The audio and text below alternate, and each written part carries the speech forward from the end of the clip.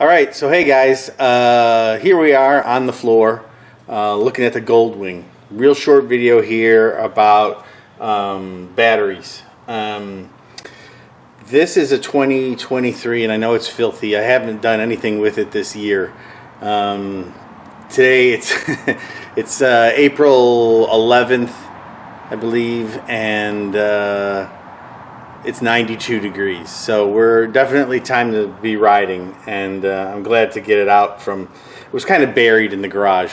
Anyway, I started it a few times over the winter. I've always been a huge proponent of battery tenders, or those chargers, right? I almost always have had them on all my bikes ever since ever since Corvettes and cars that I gave up on. I don't know that I've ever given up on them, but I haven't had one in a couple of years. Anyway, just wanted to talk about replacing the battery on the Goldwing, or I shouldn't say replacing the battery. I just watched a video about a guy who was replacing his battery by trying to work it out of this opening here without taking the seat off. My understanding is, and on my last Goldwing, it's much easier to just take the seat off. But the battery was dead a few days ago. Not totally dead. It did start the bike, but then the bike threw some codes and I had check engine and it wouldn't go into gear. I let it run a while and warm up, and then I restarted it and it was fine. So it took a couple of restarts to get rid of the check engine light. I don't know, maybe like a half dozen. But I didn't just sit here and restart it over and over again. I rode it around and ran some errands, and the check engine light went away, which is what I was hoping. And the battery seems to be okay. We'll find out long term. But I just wanted to go through how to hook up a battery tender. It's obviously very easy. This is the negative terminal on the battery. This is the positive terminal on the battery. There's just one panel, right, on the current generation of Goldwings.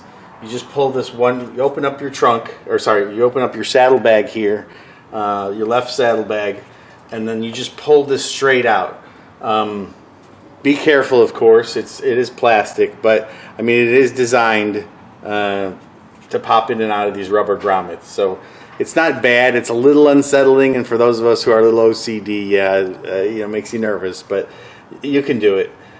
Just pop it straight off, and then disconnect the negative terminal first, and then the positive terminal, and then I'm going to wire in the adapter for the battery tender, which I actually threw out in the driveway because it's been coiled up for some time and I wanted to get it to relax, so I threw it in the sun for a few minutes. So let me get that all put in and see if I can find a nice route for the cable to come out and just have the end, so that you can just plug the AC adapter end of the charging unit onto it. So that's where we're at, and let's see how this goes. So hey guys, project complete.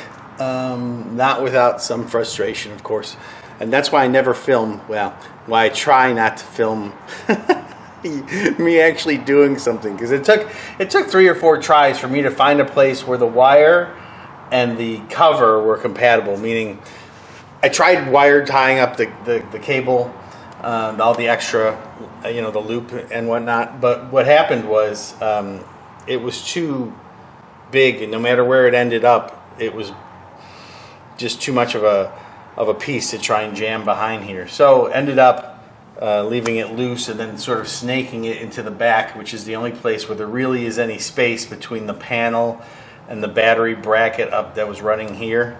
While I was doing that, I just thought I should mention, the reason I told you to remove the negative terminal first on the battery is because when you're wrenching on the positive terminal, and if you were to touch the frame of the bike or anything that's charged negative with that wrench, you will, short it out.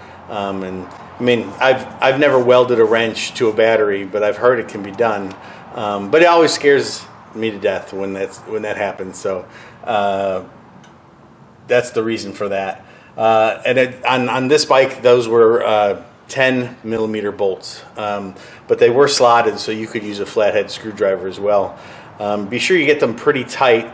I've seen them come loose on guys when they've replaced their battery and their bike dies. So and that's never a great feeling on the road. So make sure you get them tight. And the other thing to mention is those bolts actually go into a nut that's inside that battery terminal. It's like a square bolt inside the terminal. So when you're taking the bolt out and putting it back, just be careful. Otherwise, you're going to have to get needle nose pliers and have to, mess around with getting that nut aligned to the bolt and, obviously the cables and the battery tender. In the end, this little hole here, which is, I guess, just sort of I don't know if it's a necessary vent or a decorative vent, but this little opening here was perfect for the cable to come out of. So when it's not plugged into the charger, it'll just be right in here. So that'll be great. Now I've got it on the charger, and hopefully it takes a full charge and gets back to normal. Otherwise, it'll be time for a new battery. And that's going to be a whole different video. Anyway, have a great one, and I'll see you on the next one.